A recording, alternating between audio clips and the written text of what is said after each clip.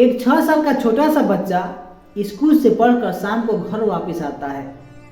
उसे जोरों की भूख लगी होती है और वह यह सोचते हुए घर में दाखिल होता है कि वह माँ से कुछ पैसे मांगकर पास की दुकान से पाव भाजी खरीदेगा। लेकिन घर में घुसते ही उसके होश उड़ जाते हैं। वह देखता है कि उसके पिताजी उसकी माँ को पीट रहे हैं और उसकी माँ जोर जोर से रोते हुए उन्हें गालियाँ दे रही है। उस 6 साल के बच्चे को कुछ समझ में नहीं आता कि वह क्या करे और क्या ना करे। वह घबरा जाता है और डर के मारे रोने लगता है। नमस्कार दोस्तों, मेरा नाम है दिनेश नीर और आज मैं उसी 6 साल के छोटे से बच्चे की छोटी सी कहानी सुनाने जा रहा हूँ जिसने मेरी जिंदगी बदल कर रख दी। लेकिन यह कहानी केवल उसी एक बच्चे की नहीं है, यह कहानी आपकी भी हो सकती है और आपके साथ साथ आपके बच्चे की भी हो सकती है। और मैं नहीं चाहता कि जो उस बच्चे के साथ हुआ वह आपके या आपके बच्चे के साथ भी हो। इसीलिए इस वीडियो को अंत तक जरूर देखिएगा। हो सकता है कि इस वीडियो को देखने के बाद आपकी जिंदगी बदल जाए। दोस्तों, आज से करीब 6-7 साल पहले की बात है, करीब 2015 या 16 की। उस वक्त मैं उतना मैच्योर और समझदार नहीं था जितना आज हूँ। शायद यही कारण था कि छोटी छोटी बातों को लेकर मेरे और मेरे वाइफ के बीच में अक्सर लड़ाई हो जाया करती थी। कभी कभी लड़ाई इतनी बढ़ जाती कि मैं उस पर हाथ उठा देता, जिसकी वजह से हमारे घर में अक्सर कलह की स्थिति बनी रहती। कुल मिलाकर हमारा दाम्पत्य जीवन अच्छा नहीं चल रहा था। लेकिन इसके लिए मैं अपनी वाइफ को दोष नहीं देता, क्योंकि वह तो खैर उतनी समझदार नहीं थी। लेकिन मैं भी अपने अहंकार और गुस्से में यह भूल जाता था कि उस वक्त हमारे साथ 3 बच्चे भी रहते थे जो हमारे लड़ाई के वक्त में रो रहे होते थे। एक दिन की बात है कि मैं एक मैगजीन पढ़ रहा था, तभी उसके अंदर से एक कागज़ मिला। उस कागज़ की राइटिंग देखते ही मैं पहचान गया कि यह मेरे 6 वर्षीय बेटे की राइटिंग है जो उस वक्त दूसरी क्लास में पढ़ता था। मैंने उस कागज़ को निकाल कर उसे पढ़ना शुरू किया। पता है उस कागज़ पर क्या लिखा था? उस कागज़ पर लिखा था कि मैं इस घर में अब ज़्यादा दिनों तक नहीं रह सकेगा, थोड़ा बड़ा हो जाएगा तो मैं इस घर को छोड़कर चला जाएगा। मैंने उस कागज़ को अभी तक संभाल कर रखा हुआ है, आप स्क्रीन पर देख सकते हैं।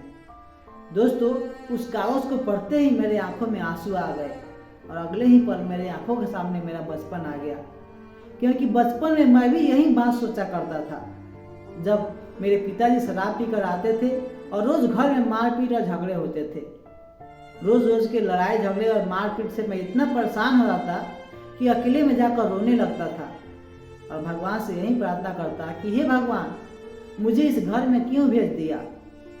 और मैं भी हमेशा यही बात सोचा करता था कि मैं जब बड़ा हो जाऊंगा तो इस घर को छोड़कर चला जाऊंगा।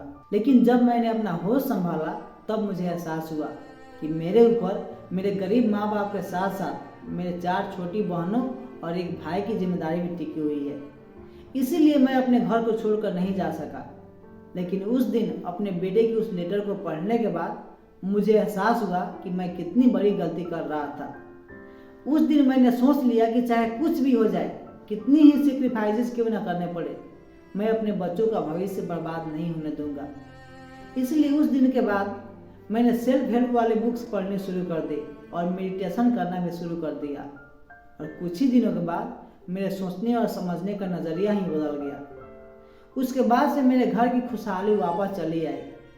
और आज जब मैं पीछे मुड़कर देखता हूँ तो मुझे एहसास होता है कि मैं उस वक्त कितना बेवकूफ़ था कि छोटी छोटी बातों के लिए लड़ाई किया करता था। दोस्तों, इस दुनिया में मेरे जैसे और भी न जाने कितने बच्चे होंगे जो रोज अपने घर में इस तरह की पारिवारिक हिंसा को देखते होंगे।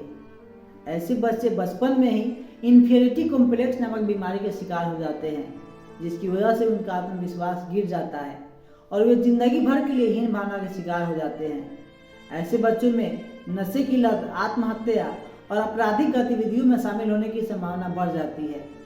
मैंने खुद इन सभी चीज़ों को फेस किया है और अभी तक बचपन की कमजोरियों से लड़ने की कोशिश कर रहा हूँ।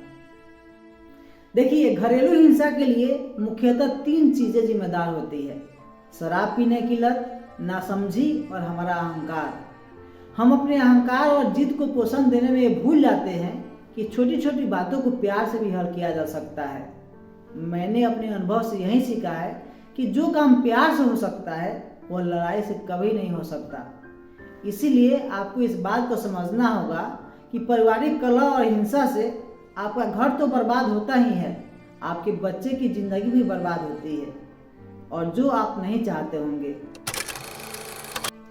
तो दोस्तों, अगर आपको लगता है कि इस वीडियो से आपको कुछ सीखने को मिला है तो कृपया इसे लाइक और शेयर जरूर करें, और हाँ, हमारे चैनल को सब्सक्राइब भी जरूर कर लें, क्योंकि अभी और भी बहुत सारी बातें आपके साथ शेयर करनी है। तो मिलते हैं नेक्स्ट वीडियो में, तब तक के लिए गुड बाय।